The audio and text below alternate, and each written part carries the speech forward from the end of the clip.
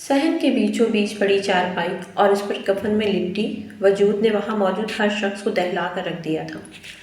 اس قدر اچانک موت کسی کے وہم و گمان میں بھی نہیں تھا کہ یہ ہستی مسکراتی لڑکی یوں دغا دے جائے گی۔ ماں کا تو رو رو کر برا حال تھا، آخر کو ماں کی لاڈلی تھی، ان کا دکھ تو چاہ کر بھی محسوس نہیں کیا جا سکتا تھا۔ بہنیں ساکت و جامد بیٹھی تھیں، ان کی بہن اکثر کہتی تھی مجھے کھل کر جینے دو، ورنہ جیتے جی مار دو گے مجھے، اور وہ سدا کی آسان لڑکی یہاں اپنی ضد پوری کر گئی، وہ جس نے کبھی ایک شخص کے علاوہ کبھی کوئی خواہش نہیں کی تھی، رد ہونے پر سب سے روٹ کر بہت دور چلی گئی، اور چارپائی کے پائیتی کے ساتھ کھڑے پھپھوزاد کی آنکھیں بھی نم تھیں۔ وہی تو قاتل تھا اس کی خوشیوں کا، خوابوں کا، اعتبار کا۔ مانگا ہی کیا تھا اس نے؟ فقط من چاہا شخص، اور اس کی ذات کو یوں بدنام کیا گیا، گویا گناہ کبیرہ کر دیا ہو، اور ان سب میں اگر کسی کا نقصان ہوا تھا تو اس کی ماموں ذات کا، جس کی وہ جان تھی۔ اس کے ہر راز کی امین، دونوں ایک جان دو قالب تھیں، ہنستی اور روتی ایک ساتھ تھیں، ایک دوسرے کی کھل کھلاتی تھیں، اور رات کی تاریکی میں بہتے آنسوؤں کی گواہ تو وہ شاید سکتے میں جا چکی تھی، نہ ہنس رہی تھی نہ بول رہی تھی، بس چپ چاپ اس کے چہرے کو تک رہی تھی، گویا اس سے اہم کام دنیا میں موجود ہی نہ ہو۔ سب کی آنکھوں میں چھپی وہ لڑکی روح نکل جانے کے بعد سب کی عزیز ہو چکی تھی۔ وہ اکثر جھنجھلا کر کہتی تھی مر جانے کے بعد ہونے والے قدر پر لعنت، اس کی روح خوش تھی کہ وہ اس دنیا سے نکل آئی، جہاں جذبات کو کچلا جاتا تھا، جہاں خوشیاں چھینی جاتی تھیں، جہاں دل چیخ کر رونے کو بھی کر رہا لیکن مجبوراً مسکرانا پڑتا تھا۔ اب وہ خوش تھی، بہت خوش۔ کیا بات ہے، اس قدر بے چین کیوں ہو رہے ہو؟ اس کی بے بس ہوتی حالت کو دیکھتے دوست نے کندھے پر ہاتھ رکھ کر پوچھا۔ پتہ نہیں کیوں دل گھبرا رہا ہے، عجیب بے کلی سی ہے۔ وہ دل والے مقام کو ہاتھوں سے مسلتے ہوئے بولا۔ یار سب خیریت ہے؟ پہلے کبھی اتنا پریشان دکھائی نہیں دیے تم۔ وہ اس کا بہترین دوست تھا، تبھی فکر مندی سے بولا۔ پتہ نہیں گھبراہٹ بہت ہو رہی ہے اور جسم کانپ رہا ہے، دعا کرو تمہاری بھابھی ٹھیک ہو، میرا رابطہ بھی نہیں ہو رہا۔ دلگیر لہجے میں کہتا وہ شخص بے بسی کی اعلیٰ درجے پر معمور دکھائی دے رہا تھا۔ تم یہ پانی پیو اور پرسکون ہو، سب ٹھیک ہوگا انشاءاللہ تعالیٰ۔ اسے پانی تھماتے ہوئے دل جوئی سے بولا۔ ہاں انشاءاللہ، دل گرفتگی سے کہتے پانی کا گلاس منہ کو لگایا، ابھی 2 گھونٹ ہی پیے تھے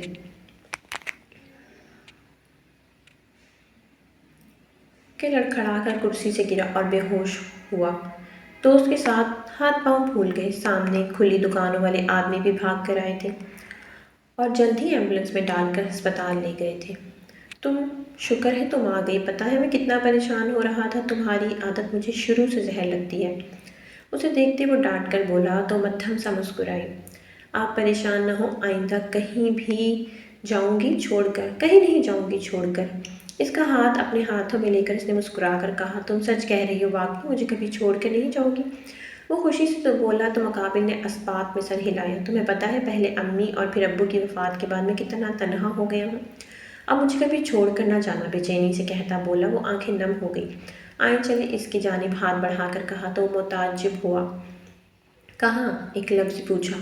اس جہان میں جہاں بچھڑ جانے کا خوف نہ ہو، جہاں ذات پات کی بات نہ ہو، ہم ایک دوسرے کے واسطے ہوں اور کسی اور سے واسطہ نہ ہو، دھیمے لہجے میں کہتی وہ اس کو سرور بخش رہی تھی۔ مقابل نے بھی ہاتھ میں ہاتھ دیا اور دونوں کے وجود تحلیل ہو گئے۔ Doctor, doctor! مریض کی رکتی دھڑکن دیکھ کر نرس چلائی تو ڈاکٹر سرعت سے اس کی جانب آیا اور نبض ٹٹولی۔ Start CPR! وہ چلا کر بولا تو CPR شروع ہو گیا، لیکن شاید بہت دیر ہو چکی تھی۔ ڈاکٹر نے جیسے ہی مریض کا ہاتھ چھوڑا، ڈھلک کر بستر پر جا پڑا۔ ڈاکٹر کے چہرے پر مایوسی پھیل گئی۔ سوری، ہی از نو مور، ڈاکٹر تعصب سے کہہ کر آگے بڑھ گیا، جبکہ دروازے میں 2 روحیں ایک ساتھ مسکرائی تھیں۔ تم نے خاندان کی عزت پر بٹا لگا کر رکھ دیا، اگر دوبارہ تم نے اس لڑکے کا نام لیا تو جان سے مار لوں گی تمہیں۔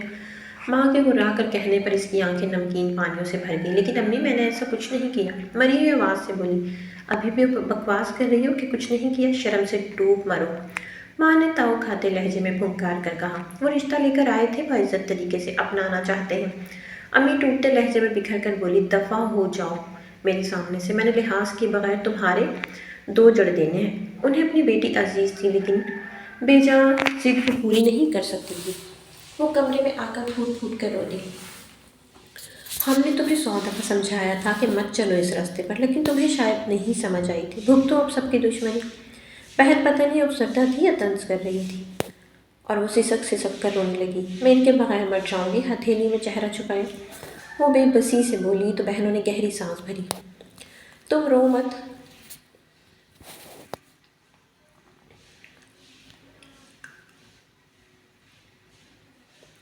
اللہ پاک سب بہتر کرے گا، آخر کو وہ ان کی ماں چاہی تھی، انہیں بھی تکلیف ہوئی تھی اس کے رونے سے۔ تم لوگ سمجھاؤ نا امی ابو کو، منت بھرے لہجے میں بولی۔ ہاں ہم کوشش کریں گے، پھیکے سے لہجے میں ہمت جتائی گئی تو اسباق میں سر ہلا گئی اور گزرے وقت کو سوچنے لگی۔ کتنی خوش تھی نا کہ وہ دادوں اور بڑی پھپھو کو بتا دیا ہے، بہنوں کو بھی سب کو پتہ تھا۔ ماں کو بتانے کا ارادہ رکھتی تھی لیکن سب غلط ہو چکا تھا، وہ خالی ہاتھ رہ گئی تھی۔ جن آنکھوں میں اس کے خواب سجائے تھے بڑی بے رحمی سے نوچ کر پھینک دیے گئے تھے۔ جہاں خوشی سے دیپ جلتے تھے وہاں گہرے سیاہ حلقے پڑ چکے تھے، اور سب سے بڑی جو اذیت تھی، اس کے کردار کو جھٹلایا گیا تھا۔ وہ پیاری سی لڑکی کم عمری میں بکھر کر رہ گئی تھی۔ ہاں ہاں ہاں، کسی بات پر اس نے منہ پھاڑ کر کہکا لگایا تھا۔ انہوں نے تمہیں 100 دفعہ سمجھایا ہے کہ بیٹیاں یوں منہ پھاڑ کر نہیں ہنستی۔ ماں نے ناگواری سے ٹوکا تو وہ پھر بے شرمی سے ہنسی۔ اچھا جی، کیوں نہیں ہنستی؟ آئی برو جھکا کر پوچھا۔ اسلام میں منع فرمایا گیا ہے، سبزی بناتے وہ مصروف سے لہجے میں بولی۔ اچھا، اور کیا کیا کہتا ہے اسلام؟ اس کے سوال کے پیچھے چھپے طنز سے وہ اچھی طرح واقف تھی۔ یہ پیاز پکڑو اور مسالہ بھونو، تب تک باقی کے آلو بھی بن جائیں گے، دیر ہو رہی ہے۔ پھر کھانا لیٹ ہونے پر تمہارے ابو غصہ کرتے ہیں۔ اس کی بات کو سرے سے نظر انداز کر کے ٹوکری اس کے حوالے کرتے وہ شاپر سے چھیلنے کے لیے آلو نکالنے لگی۔ وہ بھی ماں کے گریز سے بخوبی واقف تھی، تبھی چپ چاپ کچن کی طرف بڑھی اور لہسن ادرک کا پیسٹ ڈال دینا سالن میں۔ ماں جانتی تھی وہ صدا کی تھکی ہوئی اور اصل سے لہسن ادرک کی دشمن نہیں ڈالے گی، تبھی ہانک لگائی۔ وہ اسباق میں سر ہلا گئی، جبکہ کرنی تو اس نے اپنی تھی۔ یہ پکڑو سبزی، ٹوکریوں سے تھمانے کے غرض سے بڑھائیں جو اس نے تھام۔ فاطمہ، ماں نے کمرے کی جانب منہ کر کے زور سے ہانک لگائی۔ وہ سو رہی ہے امی، چھوٹی صدف نے کمرے سے سر نکال کر اطلاع دی۔ چلو جی، مغرب کے وقت سو رہی ہے؟ بھلا یہ کوئی وقت ہے سونے کا؟ اس نے بھی عجیب نحوست ڈال رکھی ہے، وہ چڑھ کر بولی تو صدف نے دانت نکالے، جبکہ وہ مصروف سی بھونے گئے مسالے میں اب سبزی ڈال رہی تھی۔ اس کو اٹھاؤ اور بولو آٹا گوندھے۔ جلدی سے انہوں نے کولر سے گلاس پانی کا بھرتے ہوئے کہا۔ آپ جانتی ہو وہ نہیں اٹھے گی، اور بار بار اٹھایا تو سب کے سر پھاڑ دے گی، پھاڑنے تک جائے گی۔ اس کے اٹھانے والی بات پر صدف کے دانت کچھ جلدی منہ کے اندر گئے تھے اور اب منہ بنائے کہہ رہی تھی، چلو پھر تم آٹا گوندھ لو۔ چارپائی پر بیٹھ کر سکون سے بولے، جبکہ صدف کے تاثرات مزید بگڑے اور حلق تک کڑوا ہو گیا۔ اسے اس کا کام کرنے دیں، میں گوندھ لوں گی آٹا۔ حسبِ ضرورت پانی اڈیلتے کہا تو اس کی بجھے چہرے کی رونق بحال ہوئی۔ ماں نے جواباً کچھ نہیں بولا۔ تمہاری نوکری کا کیا بنا جہاں انٹرویو دیا تھا؟ وہ پچھلے ہفتے دیے جانے والے انٹرویو کی بات پر بولی۔ انشاءاللہ جلدی اچھا جواب آئے گا۔ انٹرویو اچھا ہوا تھا اور زیادہ امیدوار بھی نہ تھے۔ امید ہے ہو جائے گی جاب۔ برنر آہستہ کر کے وہ پرات میں آٹا ڈالتے ہوئے بولی۔ انشاءاللہ، لیکن بہتر تھا کہ تم یہ نوکری نہ کرو۔ ہمارے خاندان کی کسی لڑکی نے کبھی باہر جا کر نوکری نہیں کی۔ ماں نے فکر مندی سے کہا تو آٹے میں نمک ڈالتی وہ مسکرائی۔ اب پریشان نہ ہو، میں سب مینج کر لوں گی۔ اور رہی بات خاندان کی لڑکیوں کی تو کرو وہی جو کبھی کسی نے نہ کیا۔ اس کے مسکراتے ہوئے کہا تو ماں بھی مسکرائی۔ اللہ تمہیں کامیاب کرے، آمین، دونوں ایک زبان ہو کر بولی۔ ماں نے یہ تو کہہ دیا کہ بیٹیاں اونچی آواز میں نہیں ہنستی، لیکن یہ نہ جان پائیں کہ مردہ دل کہکے لگایا کرتے ہیں۔ آنکھوں کی نمی سے دھندلاتے آٹے کو چھوٹے باؤل میں منتقل کرتی وہ کرب سے یہی سوچ سکی، اور پھر اس کی دعائیں سن لی گئیں اور اسے ایک سیمی گورنمنٹ ادارے میں نوکری مل گئی۔ سب سے مبارکباد وصولنے کے بعد اب وہ بڑا سا بیگ تیار کیے جانے کو ریڈی کھڑی تھی۔ جلدی کرو، دیر ہو رہی ہے، وہ نقاب کر رہی تھی جب والد صاحب نے آ کر کہا، اپنا خیال رکھنا، اور کھانا پینا وقت پر منع کیا بھی تھا، لیکن تم باز نہ آئیں۔ اب جاؤ دھیان سے۔ اس کو گلے سے لگائے وہ گلوگیر لہجے سے بولی۔ کیا ہو گیا امی، میں چھوٹی بچی نہیں ہوں، اور ہفتے بعد تو آنا ہے۔ میں نے اس کے اترے چہرے کو دیکھ کر وہ مسکرا کر بولی، تو تم میرے گھر کی رونق ہو، تمہارے بغیر تو یہ گھر کاٹ کھانے کو توڑتے ہیں۔ آنکھوں کی نمی کو دوپٹے کے پلو سے پہنچتے وہ رنج زدہ ہوئی۔ اوہو، تو ایسی بات ہے، وہ شوخی ہوئی۔ ایک دن اگر میری دنیا ہی چھوٹ گئی تب کیا کریں گی آپ؟ وہ چھیڑنے والے انداز میں بولی، جبکہ ماں رونا بھول بھال کر اس کی شکل دیکھنے لگ گئی۔ ہمیشہ بکواس ہی کرنا، اتنا نہیں پتہ سفر پہ جا رہی ہو، کچھ اچھا بول لو، پتہ نہیں کس دن عقل آئے گی۔ انہوں نے ڈانٹ کر کہا، جبکہ ان کی ڈانٹ میں ممتا جھلک رہی تھی۔ وہ مسکرا کر دونوں بازو ان کے گلے میں ڈال گئی۔ جلدی چلو، لیٹ نہ ہو جانا، ڈیوٹی کے پہلے دن ہی، بابا نے کہا تو وہ سب سے باری باری ملتی بائیک پر بیٹھی اور بائے بائے کرتی ایک نئے سفر کی جانب گامزن ہو گئی۔ اپنا خیال رکھنا اور پریشان نہ ہونا۔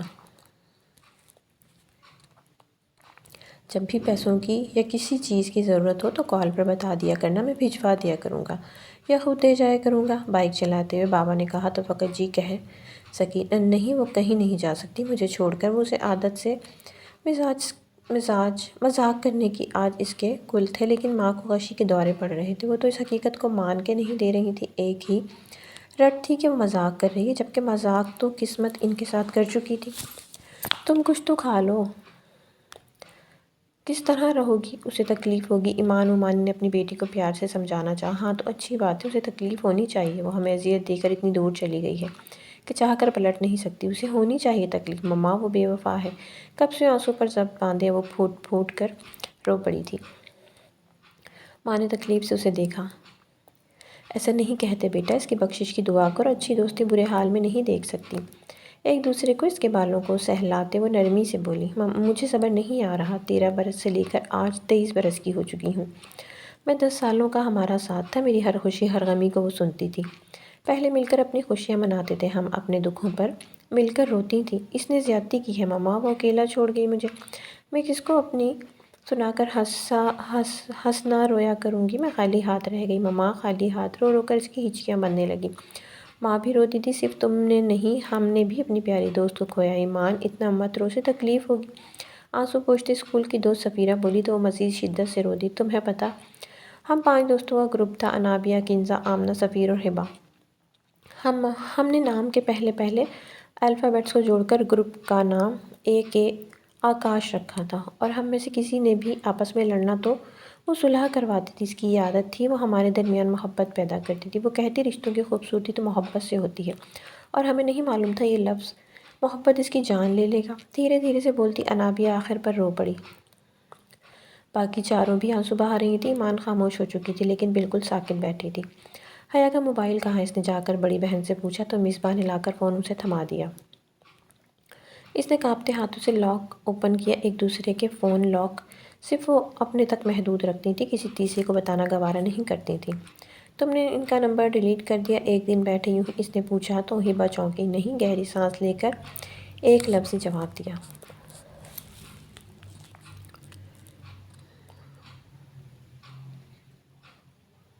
ان کی محبت پر تو سمجھوتا کر لیا، لیکن نمبر نہیں ڈیلیٹ کر پائی۔ انگلیاں زمین پر چلاتے وہ آہستگی سے بولی، کر دو ڈیلیٹ، کچھ یادیں ساتھ ہونے پر تکلیف میں اضافہ کرتی ہیں۔ ایمان کے کہنے پر وہ زخمی نگاہوں سے تکتی رہی، پھر نظروں کا زاویہ بدل لیا۔ میرا نام تو مائی لو کے نام سے سیو ہے۔ یہ سکون قلب کون ہے؟ اس کی کانٹیکٹ لسٹ کو دیکھتی وہ ہوگی، وہ ایک لفظی جواب آیا۔ ہم، اس نے کہہ کر اسکرین اسکرول کی۔ سکون قلب ماضی سے نکلتی وہ زیر لب بولی اور نام سرچ کیا۔ سامنے اسکرین پر نام پوری آب و تاب سے چمک رہا تھا۔ میں کیسے انہیں بتاؤں گی کہ ان کی جھلی انہیں چھوڑ کر نئی دنیا میں جا بسی ہے؟ دل عجیب طریقے سے دھڑک رہا تھا۔ کال ملا کر موبائل کان سے لگایا، بیل ہوتی رہی، لیکن کوئی بھی فون نہیں اٹھا رہا تھا۔ ارم بھائی کو پہلی بیل پر فون اٹھا لینا چاہیے تھا، وہ ہبہ کے نمبر سے کال کر رہی تھی۔ اب وہ تھوڑی نہ جانتے تھے کہ انہیں چھوڑ کر جا چکی ہے۔ السلام علیکم، کال اٹھانے پر کانپتے لہجے میں بولی۔ وعلیکم السلام، جواباً نسوانی بھاری آواز پر وہ چونکی۔ جی، ارحم بھائی سے بات ہو سکتی ہے؟ دھڑکتے دل سے اس نے پوچھا تو مقابل کی بات پر چکرا کر رہ گئی، کب بمشکل پوچھ پائی، اور بات سنتے ہی لہرا کر گری۔ سب اسے گرتا دیکھ سرعت سے اس کی جانب بڑھے تھے۔ اس کے آفس پہنچ کر تعارف سے لے کر نام سمجھنے تک کے مراحل کو پار کیا۔ کچھ لوگ اچھے تھے تو کچھ انتہائی ٹھنڈے مزاج کے، لیکن ہر ایک کی اپنی شخصیت ہوتی ہے۔ یہی سوچ کر سر جھٹکا آہستہ آہستہ کام سیکھ لیا اور مگن طریقے سے کرنے لگی۔ ہر ہفتے گھر جاتی، کال پر ہی فرمائشی کھانے کا پوچھا جاتا اور پہنچنے سے پہلے جو کہا ہوتا وہ تیار ملتا۔ وہ ہنس دیتی، سب کو اپنی ہفتے بھر کی رداعت سناتی اور مزے مزے کی باتیں سنا کر سب مل کر قہقہے لگاتے تو ماں اسے ٹوکتی، لیکن عصر والے دن تو ہم پیدا ہی نہیں ہوئے کہ عملی تفسیر بنے، انہیں زج کرتی۔ وہ ماں کو لگتا تھا وہ سب کچھ بھلا کر زندگی کی جانب لوٹ آئی ہے، لیکن اندر کا بھید سوائے ذات برتر خدا تعالیٰ کے کون جان سکتا تھا۔ سناؤ کیسی ہو؟ ماموں کی طبیعت کی ناسازی کا سن کر ایک ہی شہر میں ملازمت اور گھر ہونے کی وجہ سے وہ آج ہاسٹل میں ٹھہرنے کی بجائے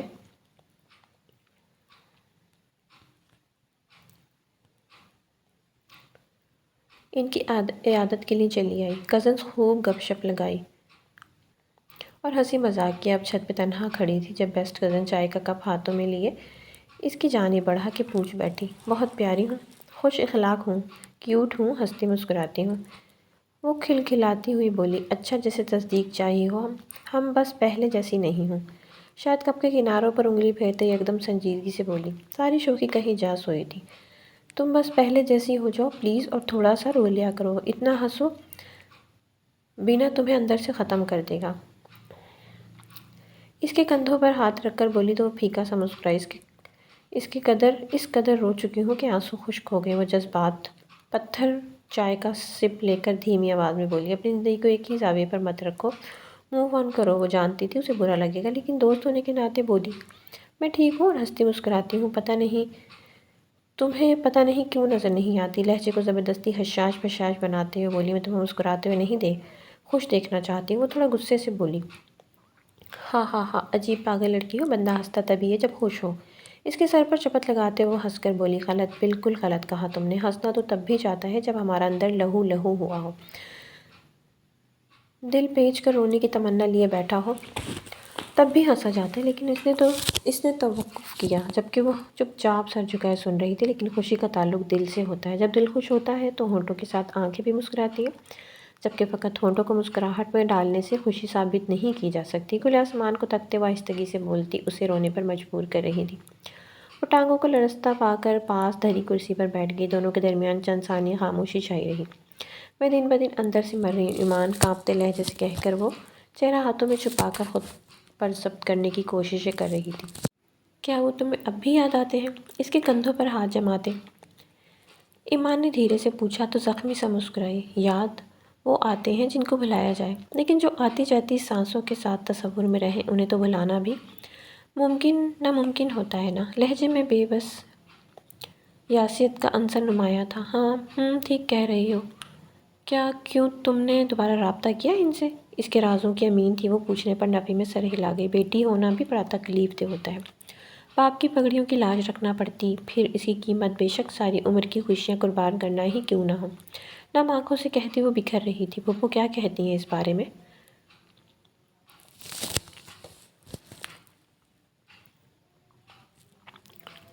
وہ اسے دو حرفی تسلی کے نام بھی نہیں بول پا رہی تھی کہ اس کا خسارہ بہت بڑا تھا کہ بھول جاؤ اسے، اور میں ایسا کر نہیں سکتی۔ مختصر سا جواب دیا، تو کیا کرو گی تم؟ کسی خدشے کے تحت پوچھا۔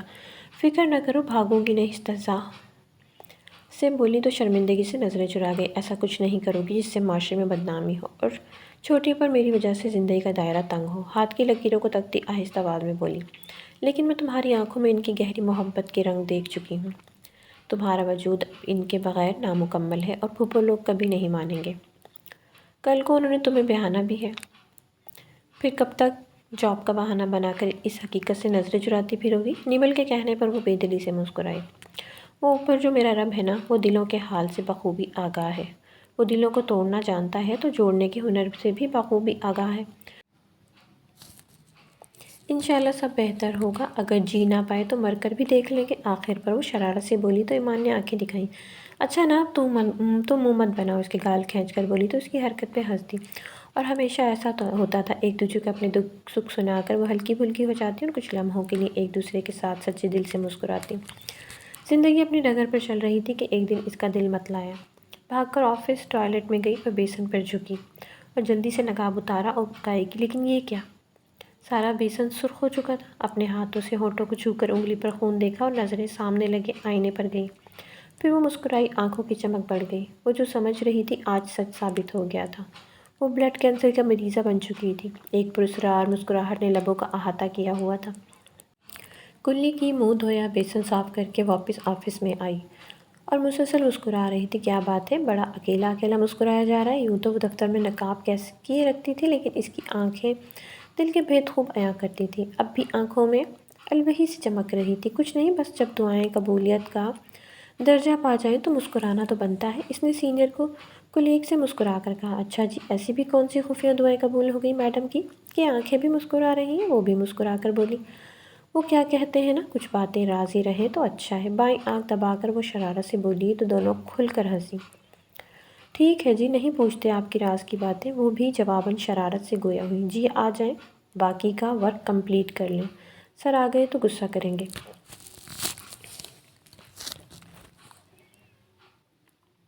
ایک فائل سامنے رکھتے ہوئے کہا، اور دونوں سنجیدگی سے کام میں مگن ہو گئے۔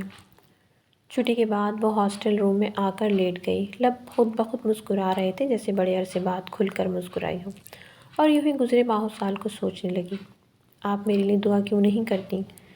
موبائل کی بیپ پر اس نے دیکھا تو سامنے اس اجنبی کا فیس بک نوٹیفیکیشن دکھائی دیا۔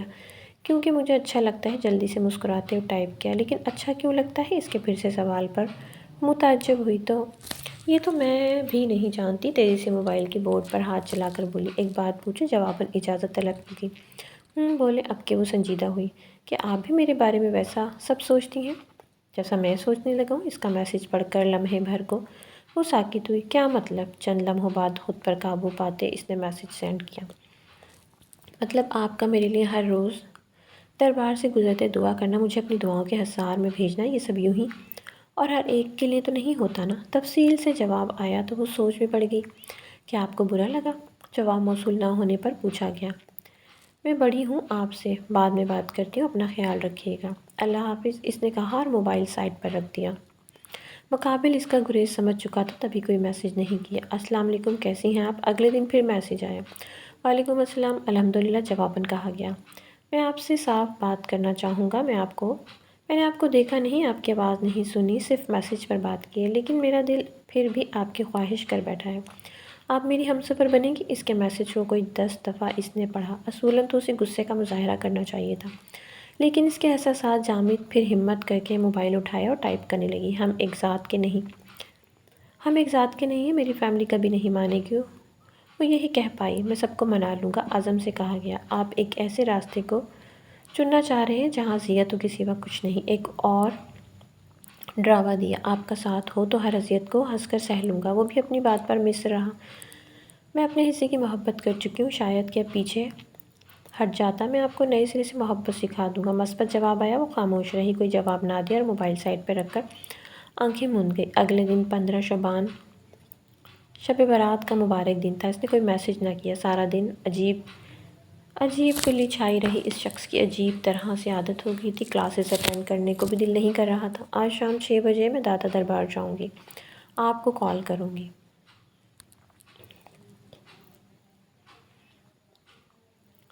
اور آپ نے اس مقدس مقام کی قسم اٹھا کر میرا ہاتھ تھامنا ہوگا کہ زندگی کے کسی موڑ پر میرا ساتھ نہیں چھوڑیں گے اور میرے سوا کسی کو نہیں اپنائیں گے۔ دھڑکتے دل سے میسج کر کے وہ بے چینی سے رپلائی کا انتظار کرنے لگی۔ اسی دوران بریک ختم ہونے کی بیل ہوئی تو منہ بسورتی موبائل سائلنٹ پہ لگا کر بیگ میں رکھتی کلاس روم کی جانب بڑھ گئی۔ بے چینی و بے کلی پورے وجود کا احاطہ کیے ہوئی تھی۔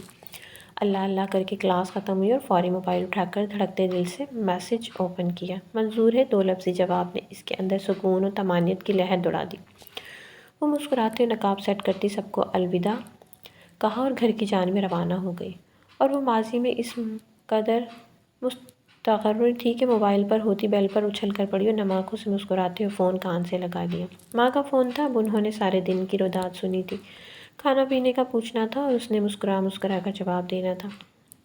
یعنی ارحم ولد محمد نواز پورے ہوش و حواس میں قرآن پاک، نبی پاک صلی اللہ علیہ وسلم، تمام انبیاء کرام علیہ السلام اور رضوان المقدس مقام اور مقدس ہستی کو گواہ بنا کر آپ کو اپنا رہا ہوں اور کبھی کسی موڑ پر آپ کا ساتھ نہیں چھوڑوں گا، کبھی دھوکہ نہیں دوں گا۔ کیا ہیبا بن احمد کو میرا ساتھ قبول ہے؟ قبول ہے، قبول ہے، قبول ہے۔ 15 شعبان کی مقدس شام کو مقدس مقام پر کھڑی مقدس ہستیوں کو گواہ بنا کر وہ 3 دفعہ اپنے کلمات دہراتی اسے اپنا چکی تھی۔ وہ نہیں جانتی تھی کہ آئندہ زندگی میں کن مشکلات کا سامنا کرنا پڑے گا، وہ بس اتنا جانتی تھی کہ وہ اس شخص کے تابع ہو چکی تھی۔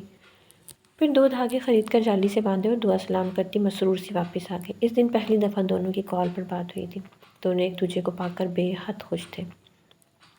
یوں ہی دن گزرتے گئے اور وہ نزدیک سے نزدیک تر آتے چلے گئے۔ انہی دنوں میں اس نے اپنی پھپھو ذات کو اپنا راز بتا دیا۔ وہ جانتی وہ جانتی تھی خاندان سے ہونے کی وجہ سے گھر والے اس کی موت کو قبول کر لیں گے، لیکن بیٹی کی پسند سے شادی نہیں کریں گے۔ سب سننے کے بعد کزن نے حوصلہ دیا کہ وہ ساتھ دے گا، سب کو منانے میں مدد کرے گا۔ اس نے بڑی پھپھو کو بھی بتا دیا تھا۔ اسے لگتا تھا کہ بڑی پھپھو ہونے کے ناطے وہ بھتیجی کی خاطر بھائی کو منا لیں گی۔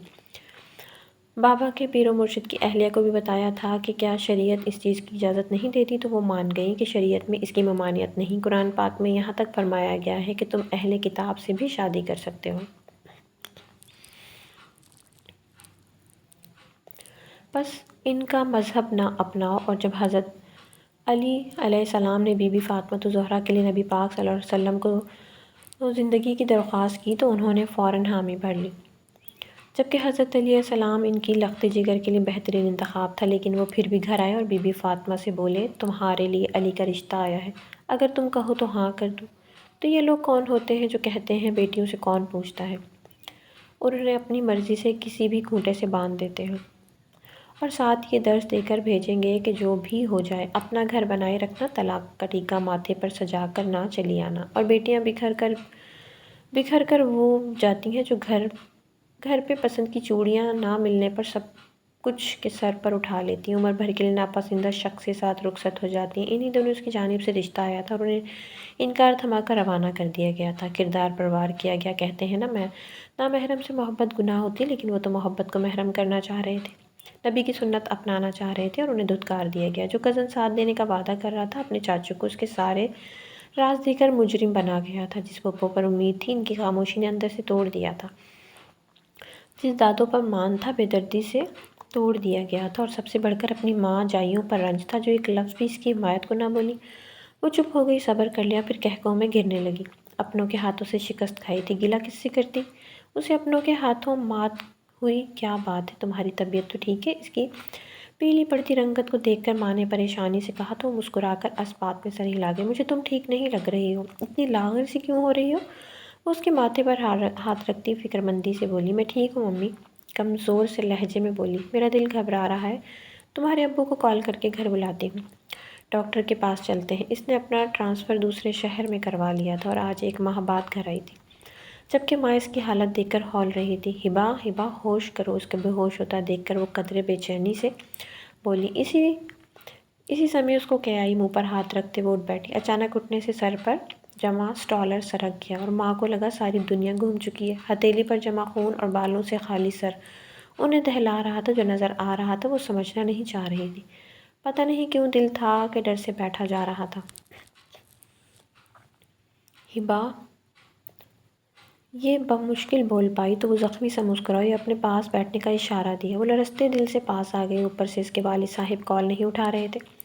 بڑی بیٹی اپنے سسرال تھی تو چھوٹی دونوں ہمسائیوں کے گھر قرآن خوانی پر انہیں کچھ سمجھ نہیں آ رہی تھی۔ وہ چپ کر کے اس کے پاس جا کر بیٹھ گئیں۔ ماں میں نے گناہ نہیں کیا تھا ماں، بڑے عرصے بعد اس کے منہ سے اس واقعے سے متعلق بات سنی تھی۔ وہ تو اس کی حالت دیکھ کر پریشان ہو رہی تھی، اس کی بات کا کیا جواب دیتی؟ تمہارے ابو پتہ نہیں کہاں ہیں، کال بھی نہیں اٹھا رہے۔